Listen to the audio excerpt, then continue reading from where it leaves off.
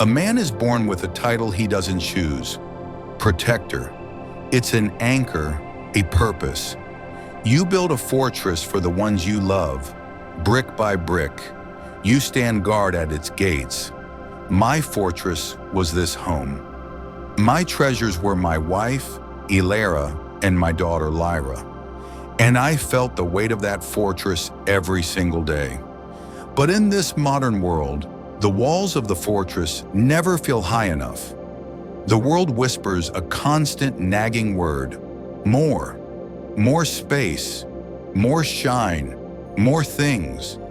I listened to those whispers. I let them tell me the measure of my love, the proof of my protection.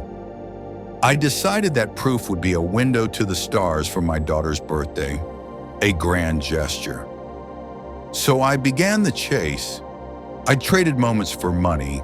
I traded laughter for overtime. I told myself it was a noble sacrifice, a temporary storm to pass. But I was so focused on the horizon, I didn't realize the ship I was on was drifting away from the harbor. My family didn't need a hero fighting distant dragons. They just needed a husband, a father. And then came the moment every protector dreads, the moment you realize the walls are about to crumble. I had failed. The grand gesture was out of reach. All the hours, all the sacrifice, for nothing. I had built a fortress, but it felt empty. And in the silence of my own failure, my daughter's voice cut through the noise. "Are you lost?" I was. I couldn't give my daughter the stars in the sky.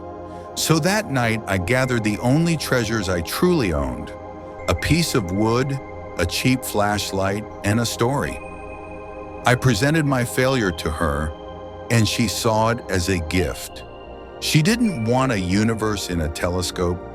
She wanted a world she could share with me. I spent so long trying to protect my family from a world of not enough.